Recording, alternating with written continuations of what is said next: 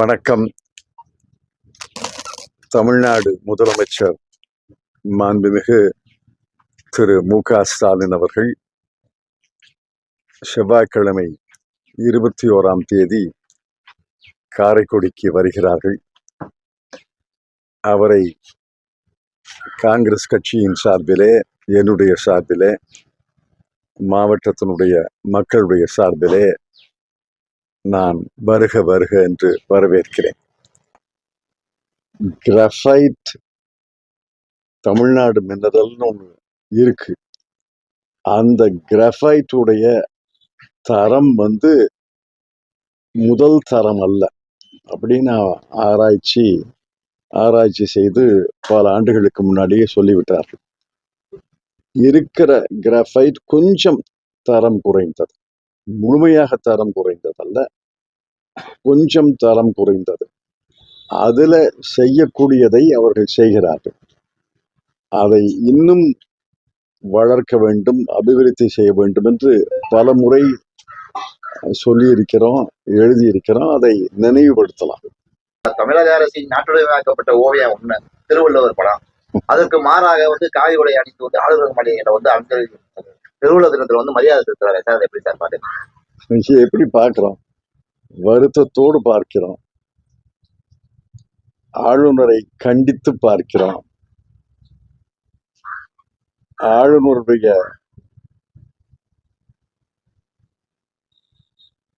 அறிவார்ந்தவர் தான் ஆளுநரா இருப்பாருன்னு நம்புறோம். ஆனால் அவர் தமிழ்நாட்டினுடைய வரலாறு, பண்பாடு, திருவள்ளுவருடைய வரலாறு எதையும் தெரியாம தொடர்ந்து இந்த பிழையை செய்து வருகிறார்கள். உச்ச நீதிமன்றம் நேற்று தீர்ப்பளித்திருக்கிறது. ஒரு வாரம் காலக்கெடு தந்திருக்கிறார்கள். ஆளுநருக்கும் அரசுக்கும் இருக்கக்கூடிய முரண்பாடுகளை எல்லாம் ஒரு வாரத்துல தீர்க்க வேண்டும், இல்லை என்றால் நாங்களே தீர்ப்போம்ங்கிறாங்க. இதற்கு பிறகாவது ஆளுநர் அவர்கள் அவருக்கு அரசியல் சாசனத்துல என்ன விதிக்கப்பட்டதோ அந்த விதிகளின்படி, அந்த வரம்பின்படி நடந்து கொள்வார் என்று நம்புகிறேன். அவர் தொடர்ந்து அரசியல் சாசன வரம்பை மீறி செயல்படுகிறார். பெரியார் காலத்துல இன்னைக்கு இருக்கக்கூடிய மத்திய அரசினுடைய விதிகள் இருந்தா, இன்று காவல்துறை நடந்து கொள்வதை போல அன்று நடந்திருந்தா, பெரியார் அவர்கள் ஆண்டு முழுவதும், வாழ்நாள் முழுவதும் சிறையில் இருந்திருப்பார். பெரியார் என்பது ஒரு தனி மனிதன் அல்ல. பெரியார் என்பது சமூக இழிவுகளை எதிர்த்த ஒரு பெரிய போராட்டம், பெரிய போர், ஒரு இயக்கம். அந்த சமூக இழிவுகளை எதிர்த்த இயக்கத்தை இப்ப களங்கப்படுத்துறோமா? பெரியார் ஒவ்வொரு மனிதனும் பிறக்க வேண்டும், இறக்க வேண்டும். பெரியார் வாழ்ந்து முடிந்து விட்டார். பெரியார் எதை இன்று நினைவுபடுத்துகிறார் என்றால், சமூக இழிவுகளை அவர் எதிர்த்தார், கடுமையாக எதிர்த்தார், மிகப்பெரிய வெற்றியை கண்டார். அந்த பல சமூக இழிவுகள் ஒழிக்கப்பட்டன. இன்னைக்கும் சில சமூக இழிவுகள் இருக்கின்றன.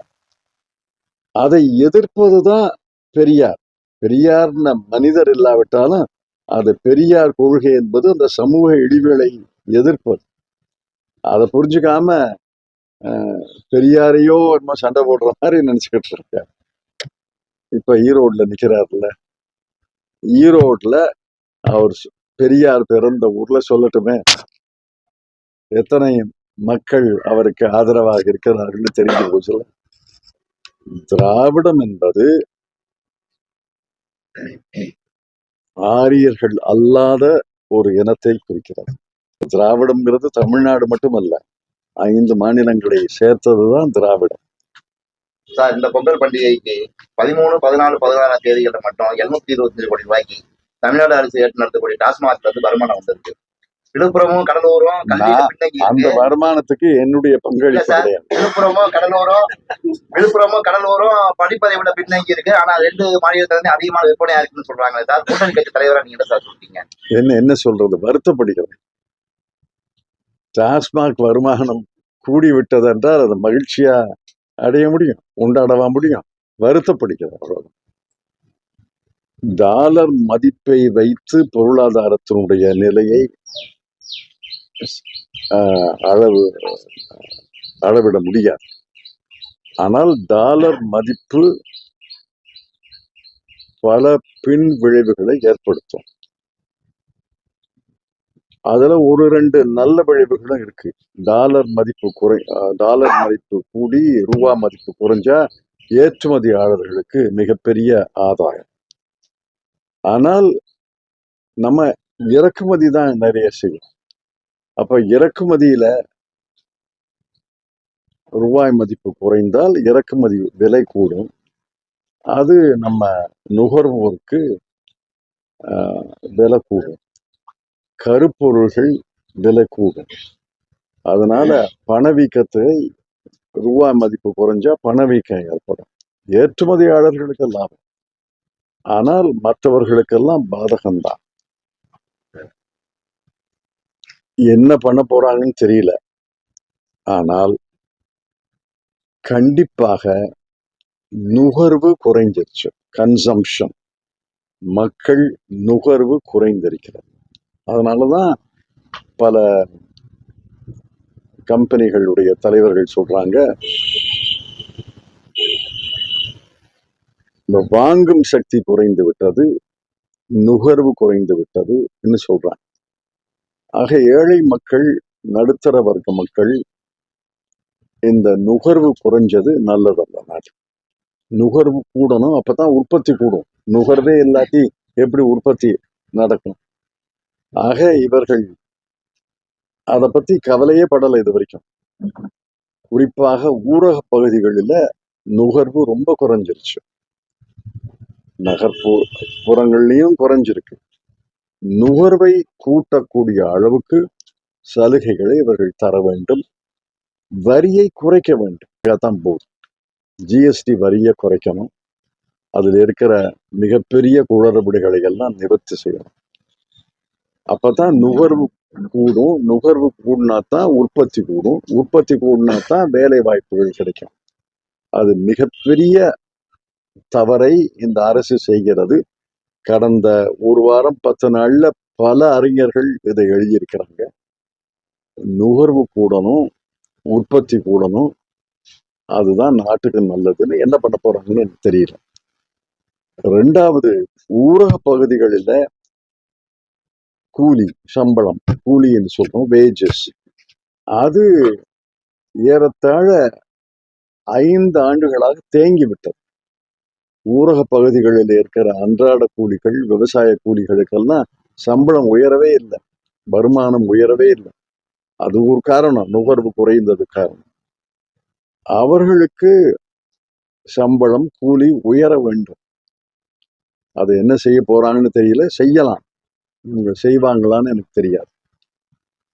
3வது, இவர்கள் கட்டமைப்புல முதலீடு செய்தா எல்லாம் சரியா போச்சுன்னு நினைக்கிறாங்க. கட்டமைப்பு முதலீடை நான் குறை சொல்லவில்லை, ஆனால் அந்த கட்டமைப்புடைய தரம் வேணும். இல்ல, பாலம் கட்டணும்னு இடிஞ்சு விழுகுது, நெடுஞ்சாலை போட்ட உடனே பள்ளம் வந்துருது. டெல்லி தேர்தல் எங்களுக்கு கொஞ்சம் சிக்கல் தான். அங்க மும்முனை போட்டின்னு சொல்றாங்க. ஆனால் இது காங்கிரஸ் கட்சிக்கு கால் ஊன்ற முடிந்தால் நான் மகிழ்ச்சி அடைவேன். கால் ஊன்றி சில இடங்களிலேயாவது காங்கிரஸ் கட்சி வெற்றி பெற வேண்டும் என்று நான் விரும்புகிறேன். எந்த அளவுக்கு நடக்கும்னு எனக்கு தெரியல. இலங்கை அதிபர் இந்தியாவுக்கு வந்தாரு, ஏன் அவரை சந்தேக கண்ணோடு பார்க்கணும்? முதலாக வந்தது இந்தியாவுக்கு தான். நம்மளோடும் உடன்பாடுகள் ஏற்பட்டன. இப்ப சீனாவுக்கு போயிருக்கார். அவரை பொறுத்தவரையில் அவர் நாடு பொருளாதார சிக்கலில் இருக்கிற நாடு. எங்கே உதவி கிடைத்தாலும், எங்கே உடன்பாடுகள் ஏற்பட்டாலும் அதை வரவேற்கத்தானே செய்வாரு.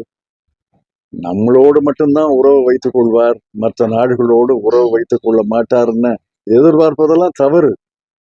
அவர் எல்லாரோடையும் நல்லுறவு வைத்துக் கொள்ளட்டும், நம்மோடும் நல்லுறவு வைத்துக் கொண்டா, ஏன்னா நமக்கு அண்டை நாடு அவர்தான், அவருக்கு அண்டை நாடு நம்ம தான். தமிழ்நாடு அரசு லாட்டரி சீட்டை போட்டு தடை பண்ணி வச்சிருக்காங்க இல்லையா? அது ஏற்கனவே ஒரு வகையில பணம் வீணாகுது, இன்னொரு வகையும் திறந்து விடணுமா? தமிழ் இந்தியா கூட்டணி பலப்படுத்துவதற்கு இன்னொரு கட்சி சேர்ந்தா அதை ஏன் வேண்டாம்ங்கிறோம்? அவரெல்லாம் கேட்கணும். தமிழ்நாடு காங்கிரஸ் கமிட்டி தலைவர் சொன்னதுல பிழை கிடையாது. இந்தியா கூட்டணி வலுப்பெற வேண்டும், இன்னொரு கட்சியும் சேர வேண்டும்னா அதுலயே அது என்ன தவறு?